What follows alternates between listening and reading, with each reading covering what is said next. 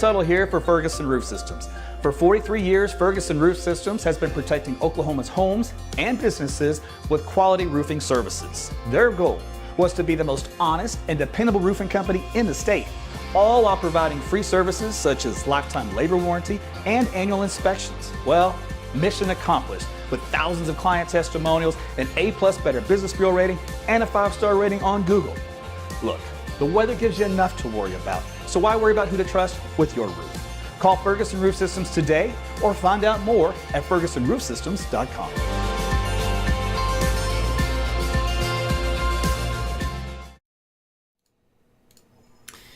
Hey everyone, Meteorologist Tuttle back with you again. It is a brand new year. How about that? We all made it to 2023. So welcome here to AT's Weather. Unfortunately, 2023 is going to start with a little bit of a change. You may have noticed it today, maybe a little bit more on the warmer side, some sunshine. May have felt a little moisture out there.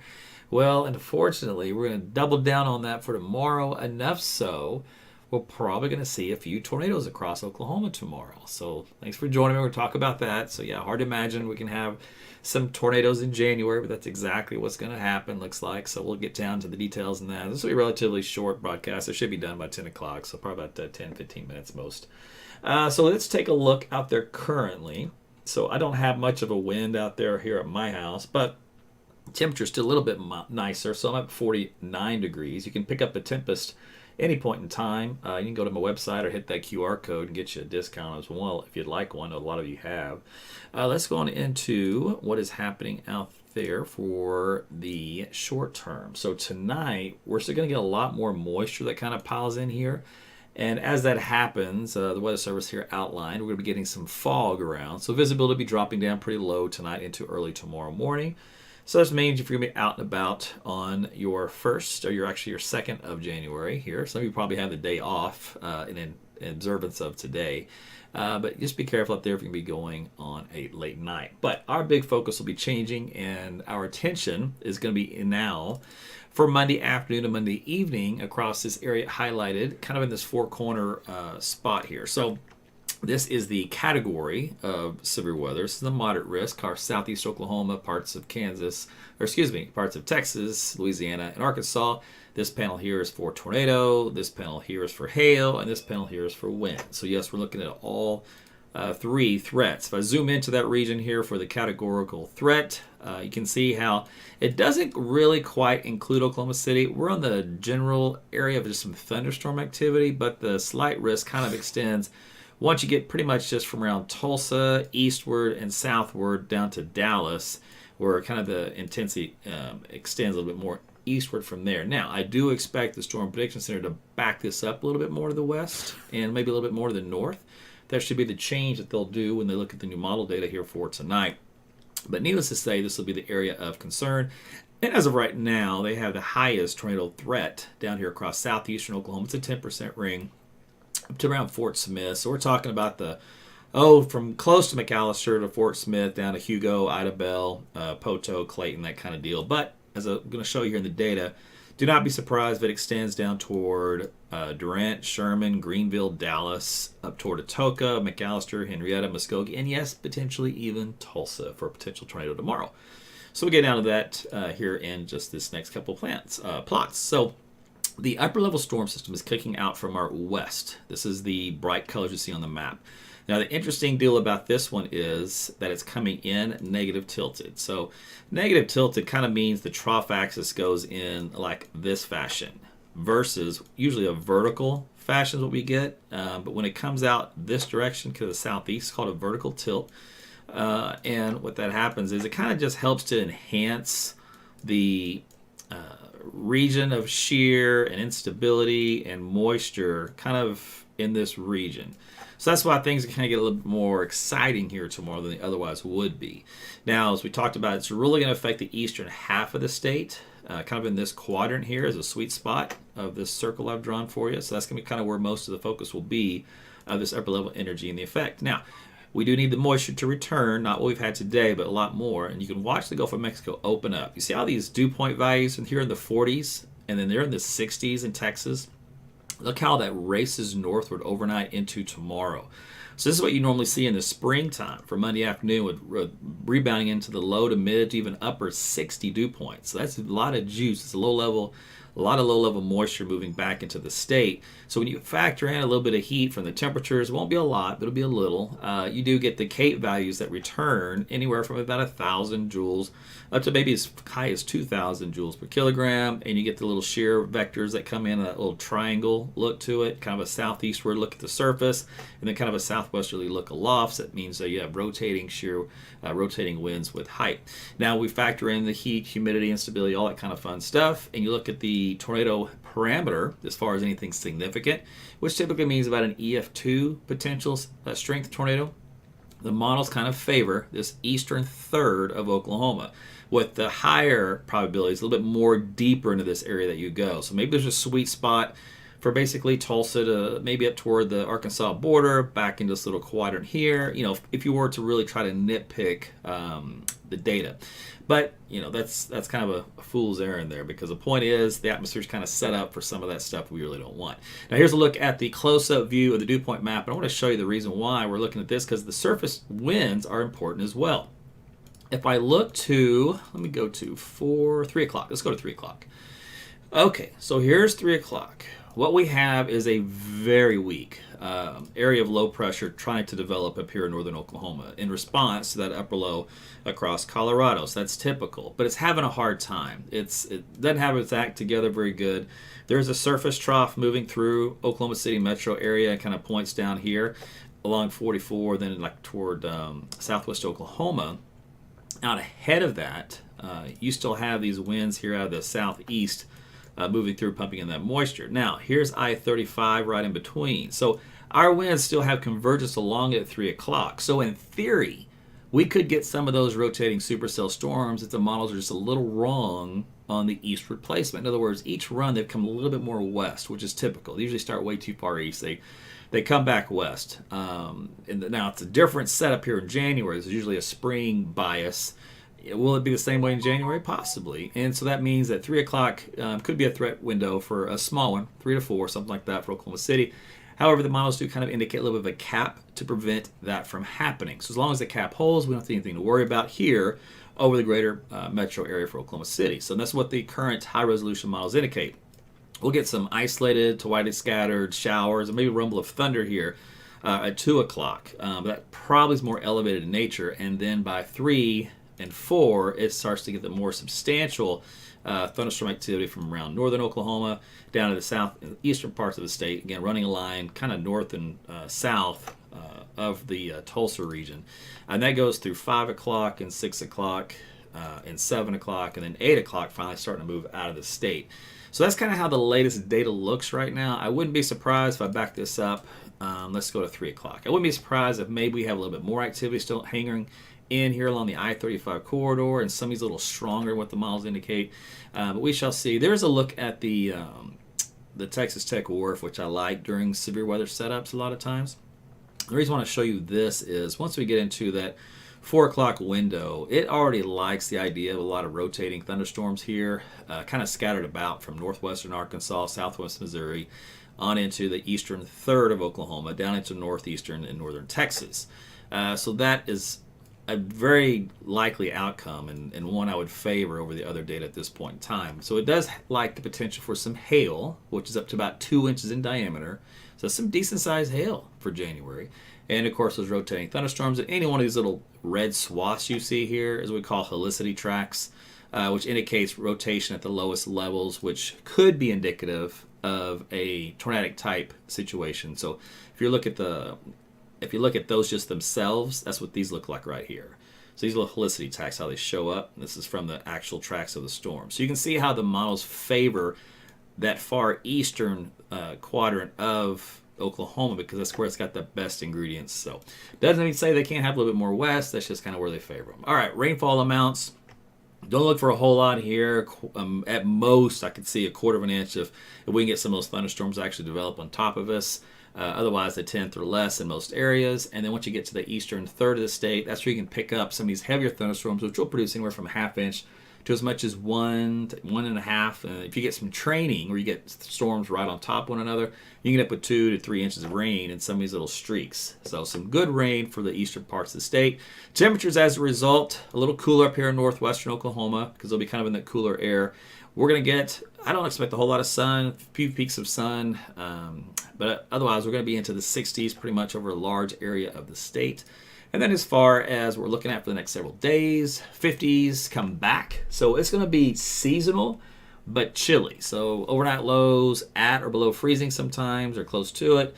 And then daytime highs kind of hanging out to the mid 50s. So kind of what we typically would have here across Oklahoma for our neck of the woods for this time of the year. So that's what I got here for you as far as your threat of severe weather. Hard to believe it just kind of came out of nowhere, right? I know, I was trying to enjoy my holiday. What's up with that? Let me scan through some of your comments in here. By the way, thank you for sending the stars. Ron, I see you tonight. Angela also sending me some stars on Facebook. Thank you. Appreciate you. Kim also in the house. Thank you. 500, Smacker, Rooney's, and Paula also sending me some stars. So thank you, ladies and gentlemen. Always appreciate your support in that fashion. Let me check on some of the comments here. If you guys have any specific questions, I can go ahead and answer. Otherwise, I'll turn you loose. Let's see. On YouTube, by the way, always checking in. Thank you for guys for chiming in as well. You're welcome, Ange. Glad that YouTube is notifying you. By the way, I didn't mention that earlier on Facebook. If you're having trouble, you got here late because you didn't get notified on time, here, click this link I just posted. That way you'll get a direct message from me on your Facebook Messenger. That way you'll tune in right on time. You won't miss a broadcast because I always send those out. I've got a couple hundred of you that do that religiously. So there's plenty of room for more, so just feel free to add yourself to the list that you see when you click that link. All right, let me see. What else we got here? Some of you guys are enjoying the weather. I'm telling you, today was really nice. We Cobby did what a lot of you did, which is take down our Christmas decorations. Took advantage of the nice weather. It's kind of a sad day, so but necessary. I'll leave those things up all year. They wouldn't last in Oklahoma weather anyway. Let's see. Minoki, thank you. Right back at you. Happy New Year. May 2023 be awesome for everybody. Let's see. Nancy's already sweating it. She says Shreveport saying we could get an EF2 to an EF4 tornado. Well, what I can tell you is that the map that we showed you is the significant tornado parameter, which means anything over equating to an EF2 or greater. So there you go. I'm not going to promise you what category. I'm just going to tell you it's going to be probably significant should one occur. And this is significant ones obviously do the most damage, but again, they're all survival if you take adequate shelter in time.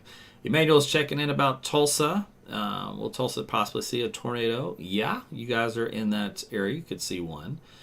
A lot of you guys are ready for the spring weather already. Don't let today fool you. It's little surprises. I like the winters here in Oklahoma because you get to squeeze out a couple of these nice days out of nowhere, right? And they're in the 60s, sometimes 70s. You're like, oh, this is so nice. But then it's a yin and a yang, and then we gotta, pay for it usually with a couple of really cold days, and then we kind of average it all out back into like something 50, something like that. So it's not terrible. Okay, let me see here. What else we got? By the way, Rami, thank you for sending the stars as well. I try to get all your comments, but Facebook really kind of messed things up for me on my end, being able to read them all. It is very irritating. They're always changing something, and so it's hard for me to figure it all out. Brenda, also thank you for some stars tonight. Matter of fact, if you guys sent me some over the last couple of weeks for the holidays, thank you as well. Try to get too many as I can. Let me think here. All right. Let me see if you guys had any quick questions on Facebook here. And then Jeanette says the weather was nice in Texas today. Good deal. Oh, Katie got me late. What are you thinking? Yeah, your Ada's in the danger zone for potentially tornadic thunderstorms tomorrow afternoon, late. Let's see. Marin wants to know about Mustang. Just a few scattered showers, maybe a rumble of thunder just after lunchtime. But most of the action is going to be eastern Oklahoma tomorrow. Let's see. Larry, Happy New Year right back to you. From me, Jody, Larry, Junior, little Larry, And Penelope. Oh, Penelope. Oh. Sometimes you wonder if you make the right decision with children. In some cases, you can't give them back, right? Yeah, Penelope. I'm thinking about giving her back. Oh, she's all right. She a handful. Angela, thank you for some stars tonight as well.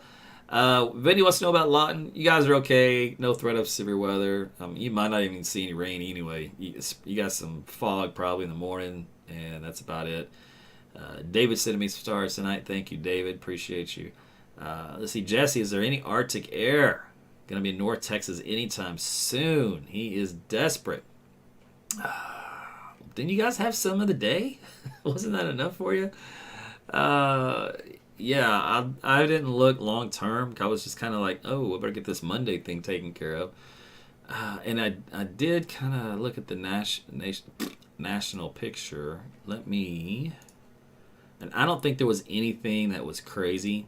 Like what we saw, a week or so ago? Unfortunately.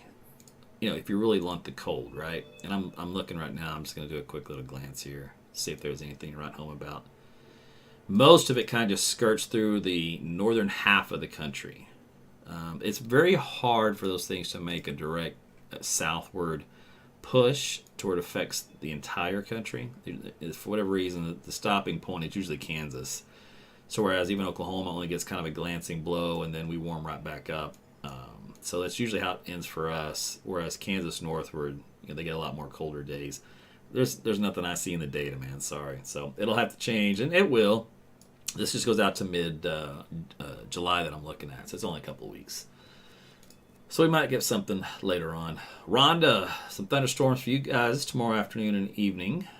So yeah, you might have to deal with a couple of rotating storms in your area. Paula, Southwest Oklahoma. Yep, going to be good to go. No threat, no problem there. Let's see. Okay, things could care most of the questions. Yeah, Julie mentioned it. Looks like more of the eastern side of the state. That is correct. Now, I'm going to do a live probably at lunchtime tomorrow, and we'll see if the data kind of shifted west any, which I wouldn't be surprised if it did. If it did, that does mean that maybe the east side of Oklahoma City is kind of in that mix, but the cap would have to be a little weaker. In other words, not as strong. There's really not much of a cap at all for the eastern third of the state tomorrow. It's very weak because it's called the warm sector. And usually those uncapped warm sector atmospheres, you can get storms to bubble up 2, 3 o'clock in the afternoon because it's not really going to be that type of a situation normally would see where you got to wait till 5 o'clock or 6 o'clock with the peak heating of the day. We're not going to have that. So, Mike, how are the tracks determined? Oh, that's a good question. And a lot of research over a lot of years going into some basket of formulas and indices and tricks and tips and guesses, all that stuff. And then the computer spit out what looks to be the best. So it's a very long question that I don't even have all the answers to because I'm not privy to some of the stuff they do behind the scenes, but I do get to use the output of it. So Chris, yeah, Shawnee, if you live in eastern third of the state, you got shower storms tomorrow, and again, we'll watch for a couple of tornadoes being on the docket for that, and some hail. Some hail that's about 2 inches in diameter. It's pretty decent size. So there you go. All right, listen, it's 10 o'clock. I promised the wife I'd be off the air at 10, so I got to go or I'm going to be in trouble. But thanks for tuning in. You guys on Twitter, on Rumble, and on Facebook, and of course on YouTube. Jeff didn't get notified. Oh, I don't know what's going on. YouTube's usually pretty good, so if you tap the bell on YouTube, it should be good. And also on Rumble is now notifying people when I go live on that platform. They used to not do that, but they're doing it now, which is pretty cool. So obviously they're making some server upgrades and changes. And ironically, Facebook used to notify a lot of people, and now they're kind of dropping the ball, and I don't know what they're doing. So that's why I have that little workaround. If you want to opt in for my Facebook direct message notification, you can do that with that link I posted. I usually post it every broadcast, so just kind of get as many views as I can. That's about it. All right, so listen, guys, have a great rest of your night, and I hope you had a great, wonderful New Year's Eve, and enjoy the rest of your new year, 2023. And if you'd like to get a little bit of shape on your diet, your physique, your health, all that kind of stuff, check down on my Facebook wall. There's got a couple of posts in there. You can type the word diet, not on this one, but on those posts. And I'll send you a link to get my diet guide that I've given out over the last, 5 years, I think. So I've had a lot of you lose anywhere from, I think 25 to 75 pounds. I think that was my biggest loser, 75 pounds. So, and I don't mean loser as in, loser. I mean loser as in losing a lot of weight. 75 pounds, man, that's a ton. So those little changes that I make, I give you like 20, I think I gave you 20 something tips you can use. And basically, I lay it out really simple. And then the more of those you use, the better results you get. And you don't have to do them all at once. You can kind of incorporate one or two at a time, and then do the next 2 or 3, and the next ones. If you're a real go-getter, try to knock them all out. The more you can do, the faster your results are. And you can see some dramatic changes in about 12 weeks. You won't even recognize yourself, kind of a deal. So I think it works as long as you do it. But anyway, it's in my diet guide if you'd like that. It's in a couple of posts down on Facebook. You can check that. I do it. I think I promote about twice a year. Once for New Year's, and then once I think during the summer, something like that. So I don't do it a lot, but it's out there for you. Anyway, you guys have a great rest of your night, and we'll talk again tomorrow. Good night.